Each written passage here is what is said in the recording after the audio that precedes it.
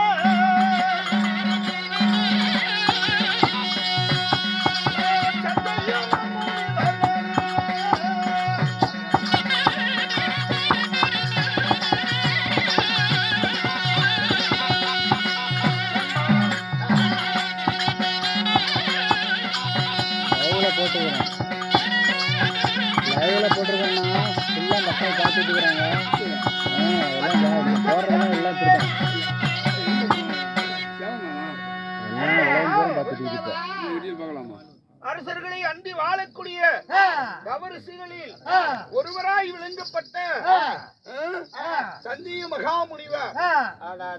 சந்தையில இல்ல, சஞ்சய மகாமுனிவர்.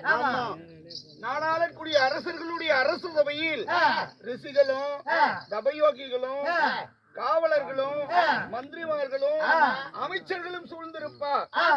அதுபோல தவறிசையாய் விளங்கப்பட்ட வேதத்தை உணர்ந்த என் பெயர் சஞ்சயன். தவறிசி அது எவ்வளவு கிலோ? தவறிசி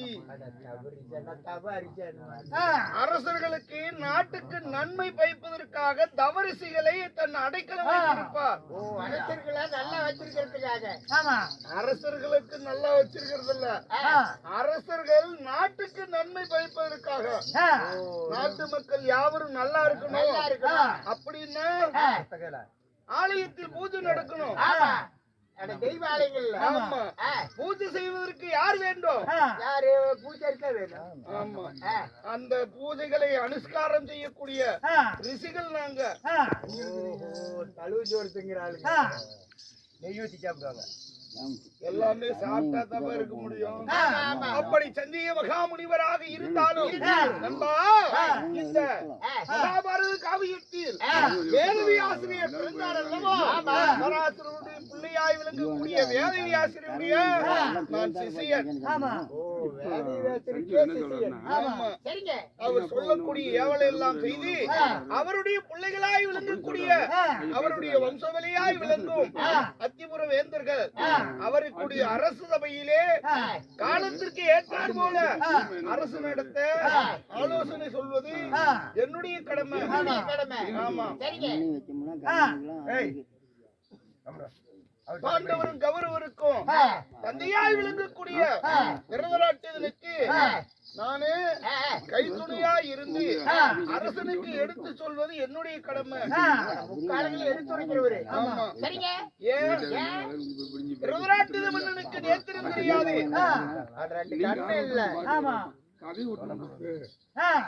மாமா அப்படி போங்க.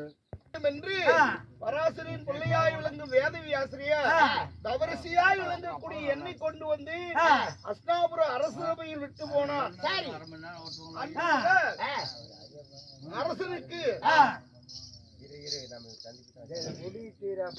பார்வையில்லாத அரசன் அவன் அரசாளுவதற்கு ஆலோசனை சொல்லி இதை இவ்வாறு செய்ய வேண்டும் என்று திருதராட்டினுடைய அரசு சபையிலே நல்லதை எல்லாம் சொல்லி வாழ்ந்திருந்தோம்.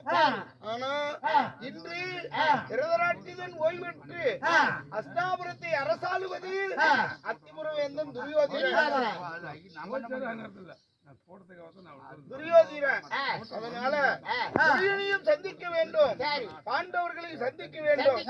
இன்னைக்கு பெரியோர்கள் எல்லாம் அன்று புகார் சொன்னாங்க.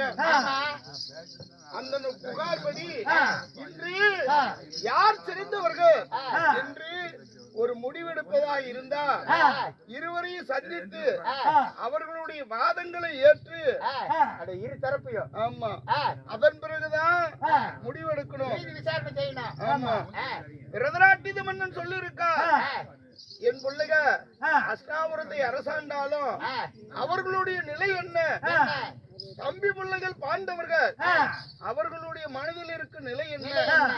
ஏன்னா அரசனுடைய கடமை மக்களை குறையில்லாமல் பாதுகாப்பது. கண்ணில்லாத அரசு மக்களின் நிலையை அறிவதற்காக பிள்ளைகளுடைய மனசுல இருக்கும் குறை நிறையெல்லாம் ஒரு தகப்பன் நேரா போய் கேட்க முடியாது. ஒருத்தர்கிட்ட சொல்லிதான் கேட்க முடியும். பையன்கிட்ட எப்படி சமாச்சாரம் எப்படி இருக்கா அப்படின்னு விவரம் அறிவதற்காக திருதராட்டிதன் என்னிடம் சொல்லி இருக்கா. ரெண்டு பேர்த்தையும் கூப்பிட்டு இன்னைக்கு விசாரணை செய்யணும். இரு தரப்பையும் பாண்டவரையும் கௌரவர்களையும். ஆமா அத்திபுரவேந்தன் துரியோதனன் பாண்டவர்களுக்கு முன்ன பிறந்த தர்மராஜர் இருவரையும் நாம அழைத்ததாக கூட்டிட்டு வா.